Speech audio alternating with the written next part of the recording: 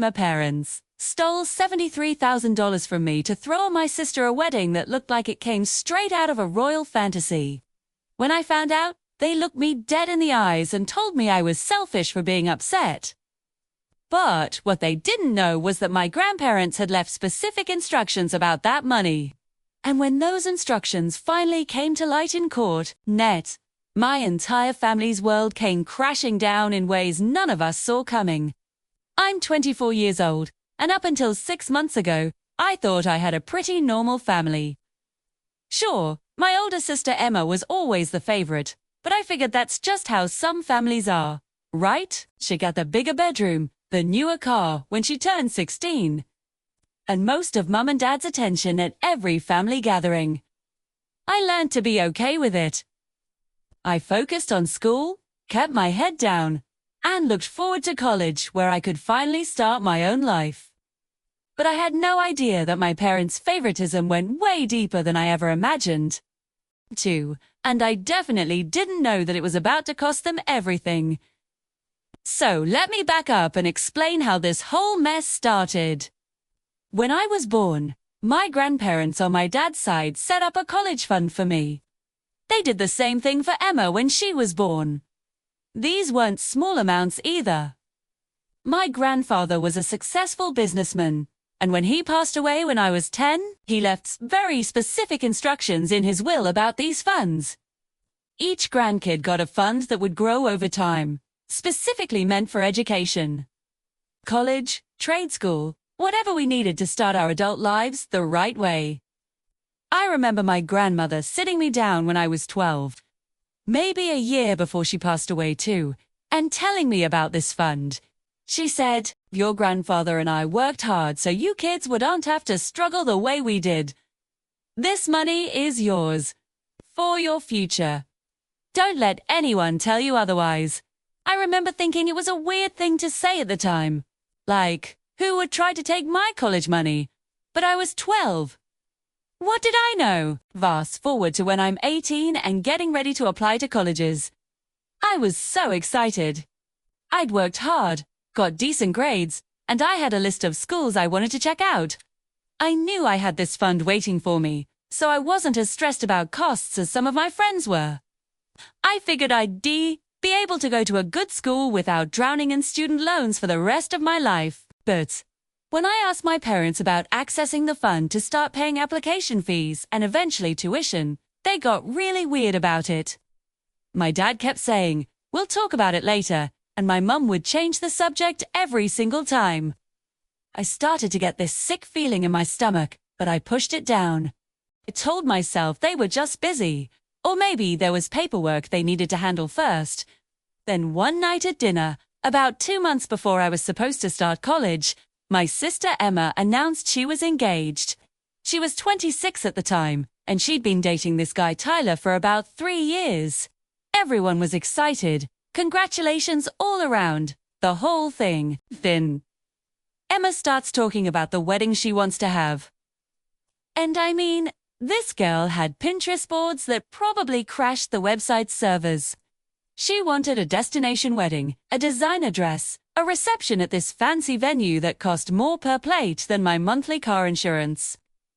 My parents were nodding along, smiling, promising her the wedding of her dreams. And I'm sitting there doing math in my head, thinking about how expensive all of this sounded. But hey, not my wedding, not my problem, right? Wrong. 2 weeks later, I finally cornered my dad about the college fund. I needed to know exact numbers so I could make decisions about which school to accept. That's when he dropped the bomb. "About that," he said, not even looking at me. "We had to use some of that money for other expenses. But don't worry, we'll help you figure out financial aid and loans." Some of that money. Those words just hung in the air while my brain tried to process what he was telling me. "What do you mean, so what?" I asked. "How much is left?" He mumbled something I couldn't hear. "Dad, how much is left?" "Nothing," he finally said. "We used it, but we had good reasons. And you need to understand that sometimes families have to make sacrifices for each other." I felt like someone had punched me in the chest. You spent my entire college fund. All of it. On what? That's when my mum walked in and immediately went on the defensive. She started talking about how Emma needed help with a down payment on her house 2 years ago. And how there were medical bills, and how they'd had some financial troubles, and basically every excuse in the book. But then she said something that made my blood run cold. Besides, your sister's wedding is in 4 months, and we've already put down deposits. We can't back out now. And that's when I realized the truth. They'd spent my college fund on my sister, on her house, on her lifestyle, and now on her wedding. $73,000 that my grandparents had specifically set aside for my education was just gone. I'm not going to lie, I completely lost it. I started yelling, asking them how they could do this, how they could just steal from me, like I didn't matter. My dad actually had the nerve to tell me I was being dramatic and that family is supposed to help family. My mum said I was being selfish and ungrateful, and that I should be happy for my sister instead of making everything about me. Ungrateful. They stole my future and called me ungrateful for being upset about it. I stormed out and spent the next few days at my friend's house, trying to figure out what to do. I looked into student loans and financial aid, but because my parents made decent money on paper, I didn't qualify for much. I was looking at taking on massive debt for a state school education, while my sister got a free house down payment and a wedding that cost more than most people's cars. But here's the thing I kept coming back to. My grandmother's words. This money is yours. Don't let anyone tell you otherwise. And I remembered her being really specific about it, being in a trust or something official. So I started digging. 2. I went to the county records office and asked about my grandfather's will and any trusts associated with it. Turns out, it's public record, if you know where to look. And what I found made everything so much worse.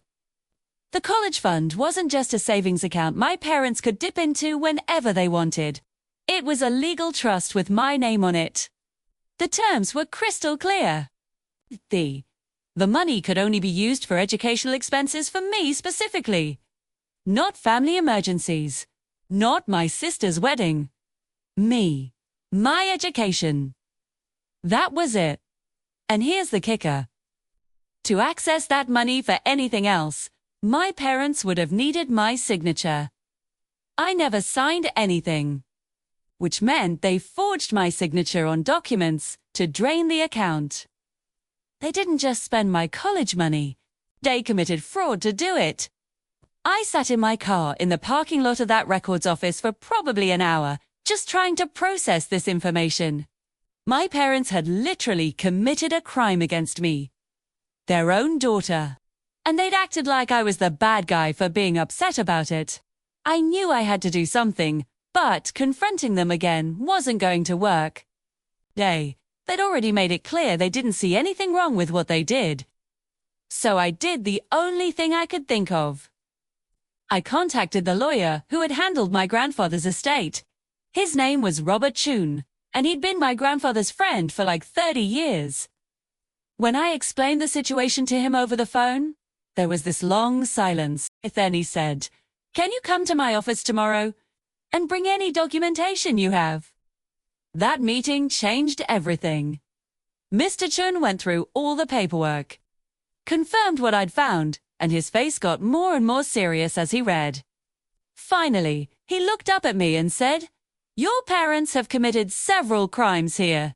Fraud, theft, breach of fiduciary duty. The trust had legal protection specifically to prevent this kind of thing.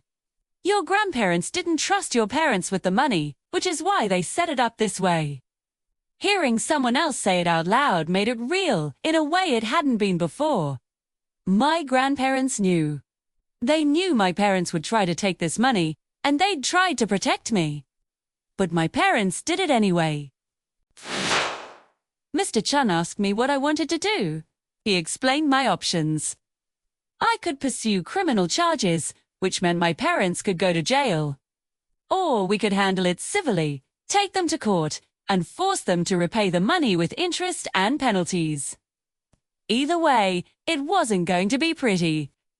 I went home and thought about it for days. Part of me didn't want to believe it had come to this. These were my parents.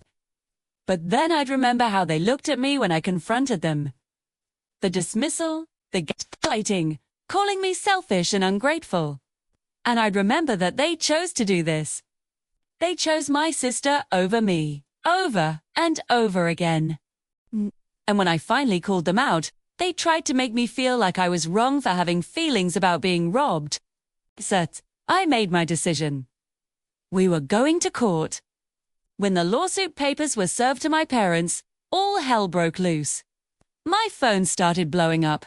My mum was crying, saying I was destroying the family. My dad was angry, calling me vindictive and cruel. Emma called me screaming about how I was ruining her wedding because now Mum and Dad could unafford to pay for everything they de-promised. Nah. And that last part really got me. Emma knew. She had to have known where the money was coming from. And she didn't care. She was just mad that her gravy train was ending. I blocked all their numbers and let Mr. Chun handle communication through the lawyers. And that's when things got really interesting. See, once we filed the lawsuit, my parents had to respond. They had to provide documentation for where the money went. And they couldn't. Because they'd spent it on things that had nothing to do with what the trust allowed. But more than that, once a judge started looking at the case, other things started coming to light. It turned out this was UNT, the first shady thing my parents had done with money that was UNT theirs. Emma's college fund. Also gone. But Emma had gotten a full scholarship to college, so she never needed to access it. My parents had spent her fund too, over the years, on themselves. The difference was, Emma never knew about it, and since she didn't need the money, nobody ever looked into it. The judge was not happy. At all. The court hearing was like something out of a movie, except it was my real life falling apart in front of a room full of strangers. My parents showed up with their lawyer, and they looked terrible. My mum couldn't stop crying, and my dad kept shooting me these looks like I'd betrayed them somehow. Emma was there too, sitting behind them, glaring at me like I was the villain in this story. The judge reviewed all the evidence Mr. Chun had prepared, the trust documents, the forged signatures, the bank statements showing where the money had gone. And then he asked my parents directly, "Can you explain why you believed you had the right to access funds that were legally designated for your daughter's education?" My dad tried to explain about family obligations and unexpected expenses, but the judge cut him off pretty quickly. "These weren't unexpected expenses," he said. "According to these records, you used this money for a house down payment for your other daughter, for a vehicle purchase, for vacation expenses, and for wedding costs. None of these are emergencies. None of these are educational expenses. You knowingly violated the terms of a legal trust." True. Then he turned to the forged signatures, and that's when my dad's lawyer basically threw in the towel. There was no defense for that. They'd committed fraud. Plain and simple. The judge ordered my parents to repay the full amount of the trust, plus interest, plus legal fees, plus penalties for the fraud. The total came out to over $110,000. He gave them 6 months to come up with a repayment plan, or he'd start seizing assets to cover it. But he didn't stop there. He also reported the fraud to the district attorney's office, which meant my parents were now facing potential criminal charges on top of everything else. My ma completely broke down in the courtroom. My dad just sat there staring at the table. And Emma rushed out before the judge even dismissed everyone. Mr. Chun put his hand on my shoulder as we left and said, "Your grandparents would be proud of you for standing up for yourself." I wanted to feel victorious or justified or something, but mostly I just felt tired. And sad, because, even though I'd won, I'd lost my family in the process. That was 6 months ago. A lot has happened since then. My parents ended up taking out a second mortgage on their house to pay back the trust fund. The criminal charges were reduced to probation and community service since they paid restitution and had no prior record. Emma had to scale back her wedding to something way more modest because Mum and Dad couldn't afford to fund it anymore. From what I heard through mutual friends, she and Tyler had a small ceremony at a local venue instead of the destination wedding she'd planned. Apparently, she blamed me for that too. I haven't spoken to any of them since the court date. They tried reaching out a few times through other family members, but I'm not ready for that. Maybe I never will be. What they did wasn't just about money. It was about choosing one daughter over the other, over and over again, and then getting mad when the daughter they chose to hurt finally stood up for herself. I used the money to go to college like my grandparents intended. I'm in my second year now, studying business, and I'm doing pretty well. I think about my grandparents a lot. About how they tried to protect me even after they were gone. About how they saw this coming and did everything they could to prevent it. I'm grateful they did. Some of my extended family think I went too far by taking my parents to court. They say family should forgive family, that I should have just let it go. But here's what I learned from all of this. Forgiveness doesn't mean letting people walk all over you. It doesn't mean accepting abuse or theft or being treated like you don't matter. My parents had every opportunity to make this right. They could have admitted what they did, apologized, and worked out a way to pay me back. Instead, they called me selfish and tried to gaslight me into thinking I was wrong for being upset. So yeah, I took them to court. And I'd do it again. Because at the end of the day, my grandparents left that money for me. For my future, for my education. Nobody, not even my parents, had the right to take that away from me. The fact that they tried and then got angry when there were consequences just proves that they never really cared about what was best for me. They cared about what was easiest for them. I don't know if my family will ever get past this. Honestly, I don't know if I want them to. Trust isn't something you can just rebuild after it's been destroyed. This completely? Maybe someday we'll have some kind of relationship again, but it's going to have to be on my terms. And it's going to require them to actually acknowledge what they did and why it was wrong. So far, they haven't done that. But I'm okay. I have good friends. I'm doing well in school, and I'm building a life that my grandparents would be proud of. That's what matters. Not the family that treated me like I was less important than my sister. Not the parents who stole from me and then tried to make me feel guilty about it. I matter. My future matters. And I'm not going to apologize for fighting for what was rightfully mine. History. Hit different. Hit that subscribe button.